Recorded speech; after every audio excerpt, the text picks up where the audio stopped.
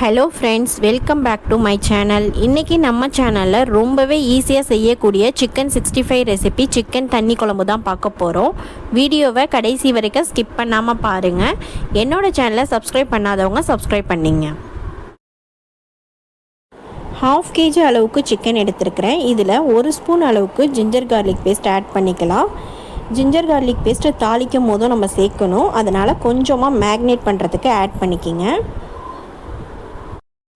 Ginger garlic paste சேர்த்ததுக்கப்புறம் கொஞ்சமாக salt சேர்த்துக்குங்க. இந்த மாதிரி செய்கிறதுனால சிக்கனில் ஃப்ளேவர் நல்லா இறங்கி இருக்கும். 2 ஸ்பூன் அளவுக்கு தயிரை ஆட் பண்ணிவிட்டு நல்லா மிக்ஸ் பண்ணிக்கிங்க. மிக்ஸ் பண்ண சிக்கனை அரை மணி நேரம் ஊற வைக்கணும். சிக்கன் தண்ணி குழம்புக்கு நான் தேங்காய் சேர்க்காம தான் செய்ய போகிறேன். மிக்ஸ் பண்ணிவிட்டு இதை ஓரமாக எடுத்து வச்சுக்கலாம். அடுத்து தேவையான வெங்காயம் தக்காளி எல்லாமே கட் பண்ணிக்கலாம். எனக்கு வெளியில் போகிறதுக்கு கொஞ்சம் வேலை இருந்துச்சு. அவசரமாக தான் இந்த குழம்பு நான் செஞ்சுக்கிட்டு இருந்தேன். அப்போதைக்கு தான் இந்த வீடியோ எடுக்கலாம் அப்படின்னு சொல்லிட்டு எடுத்தேன். கட்டிங் போர்டு கூட நான் எடுத்து கட் பண்ணலை. நைஃப்லேயே நார்மலாக கையிலே கட் பண்ணிகிட்ருக்கேன். பொரியல் ஏதாவது செய்கிறதா இருந்தால் மட்டும்தான் நான் கட்டிங் போர்டு யூஸ் பண்ணுவேன். மற்ற நேரத்தில் இந்த மாதிரி தான் நான் கட் பண்ணுவேன். இது எனக்கு ஈஸியாக இருக்கும். உங்களுக்கு கட்டிங் போர்டில் கட் பண்ணுறது பிடிக்குமா இல்லை இந்த மாதிரி கட் பண்ணுறது பிடிக்குமா கமெண்ட்டில் சொல்லுங்கள். என்னோட சேனலை நிறைய பேர் சப்ஸ்கிரைப் பண்ணாமல் வீடியோஸ் எல்லாமே பார்க்குறீங்க. கொஞ்சம் சப்ஸ்கிரைப் பண்ணிவிட்டு சப்போர்ட் பண்ணுங்கள். அப்போ தான் நான் போடுற வீடியோஸ் எல்லாருக்குமே போய் ரீச் ஆகும். வெங்காயம் தக்காளி கட் பண்ணியாச்சு. நெக்ஸ்ட்டு ஸ்டவ் ஆன் பண்ணிக்கலாம். பேன் ஹீட் ஆகணும். ஹீட் ஆகினதுக்கப்புறம் தேவையான அளவுக்கு ஆயில் ஆட் பண்ணிக்கிங்க. நான் 2 ஸ்பூன் அளவுக்கு ஆயில் சேர்த்துருக்கிறேன். இந்த ரெசிபி செய்கிறதுக்கு அவ்வளோவா டைம் எடுக்காது. நீங்கள் சிக்கனை ஆல்ரெடி மேக்னேட் பண்ணி வச்சுட்டிங்கன்னா இந்த ரெசிபி நீங்கள் ஈஸியாக செஞ்சிடலாம். இப்போ ஆயில் ஹீட் ஆகிடுச்சு. கட் பண்ணி வச்சுருக்க ஆனியனை இது கூட சேர்த்துக்கலாம். ஆனியன் சேர்த்ததுக்கப்புறம் பச்சை வாசனை போகிற வரைக்கும் நல்லா வதக்கணும். ஆனியன் நல்லா வதங்கினதுக்கப்புறம் தேவையான இன்க்ரீடியன்ட்ஸ் எல்லாமே ஆட் பண்ணிக்கலாம். அடுத்து தேவையான அளவுக்கு ஜிஞ்சர் கார்லிக் பேஸ்ட் ஆட் பண்ணிக்கிங்க. ஏற்கனவே சிக்கனில் ஊற வைக்கிறதுக்கு நான் 1 ஸ்பூன் அளவுக்கு ஆட் பண்ணியிருக்கிறேன். இப்போ 1 ஸ்பூன் ஆட் பண்ணுறேன். ஜிஞ்சர் கார்லிக் பேஸ்ட்டை சேர்த்ததுக்கப்புறம் லோ ஃப்ளேமில் வச்சு பச்சை வாசனை போகிற வரைக்கும் வதக்கணும். நல்லா வதங்கிருச்சு. வதங்கினதுக்கப்புறம் 1 ஸ்பூன் அளவுக்கு மிளகாய்த்தூள் ஆட் பண்ணிக்கிறேன். உங்களுக்கு காரம் அதிகமாக வேணும்னா நீங்கள் ஒரு 1.5 ஸ்பூன் அளவுக்கு ஆட் பண்ணிக்கிங்க. மிளகாய்த்தூள் சேர்த்ததுக்கப்புறம் எண்ணெயில் நல்லா பொரிய விடுங்க. அப்போ தான் குழம்பு கலராக இருக்கும். இந்த ரெசிபிக்கு நான் எந்த ஃபுட் கலரும் ஆட் பண்ணலை. அடுத்து கட் பண்ணி வச்சுருக்க தக்காளியை இது கூட சேர்த்துக்கலாம்.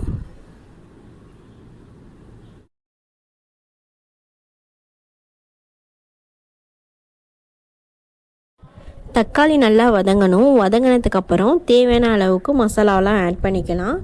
ஒரு 1/4 ஸ்பூன் அளவுக்கு மஞ்சள் தூள் சேர்த்துக்கோங்க. மஞ்சத்தூள் சேர்த்ததுக்கப்புறம் வீட்டில் அரைச்ச கரம் மசாலா சேர்த்துக்கோங்க. 1 ஸ்பூன் அளவுக்கு நான் கரம் மசாலா ஆட் பண்ணியிருக்கிறேன். அடுத்து கடையில் வாங்கின சிக்கன் குழம்பு மசாலா 2 ஸ்பூன் அளவுக்கு சேர்த்துருக்கிறேன். குழம்பு மசாலாவில் காரம் அதிகமாக இருக்கும், அதனால் மிளகாய்த்தூள் கொஞ்சமாகவே சேர்த்துக்குங்க. மசாலா சேர்த்ததுக்கப்புறம் பச்சை வாசனை போகிற வரைக்கும் எண்ணெயில் நல்லா வதக்கணும். மசாலா கலர் மாறணும். மாறுற வரைக்குமே நல்லா பொரிய விடுங்க. பொரிஞ்சதுக்கப்புறம் நம்ம ஏற்கனவே மிக்ஸ் பண்ணி வச்சுருக்கிற சிக்கனை இது கூட சேர்த்துக்கலாம்.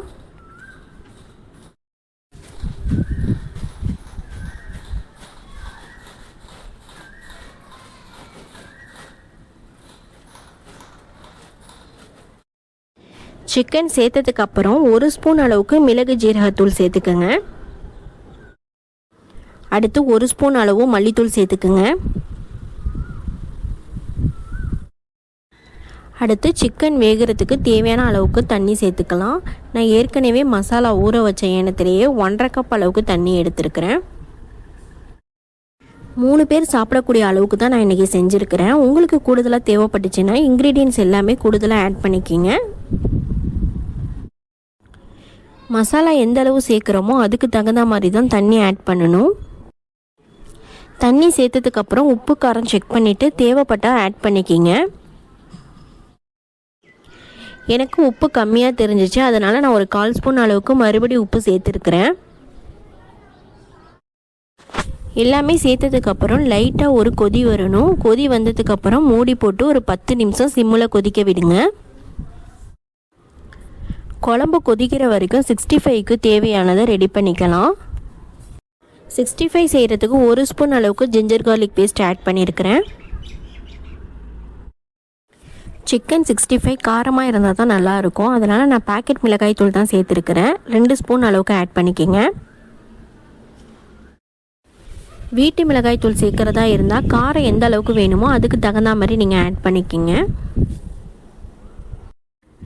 அடுத்து வீட்டில் அரைச்ச கரம் மசாலா 1 ஸ்பூன் அளவுக்கு ஆட் பண்ணியிருக்கிறேன்.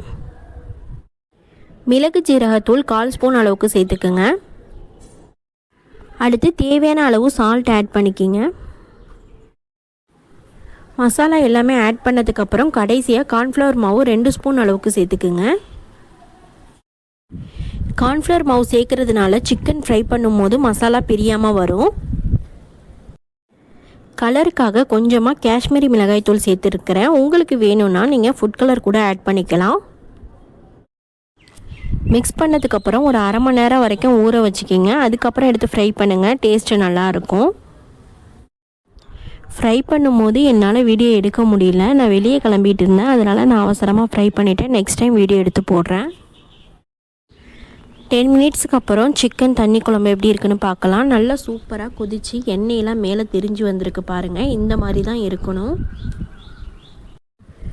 ரொம்பவே டேஸ்ட்டாக இருந்துச்சு. ஓகே ஃப்ரெண்ட்ஸ், இந்த ரெசிபியை கண்டிப்பாக நீங்களும் ட்ரை பண்ணி பாருங்கள். பார்த்துட்டு எப்படி இருக்குங்கிறத எனக்கு கமெண்ட்டில் சொல்லுங்கள். என்னோடய சேனலை சப்ஸ்கிரைப் பண்ணாதவங்க சப்ஸ்கிரைப் பண்ணிங்க.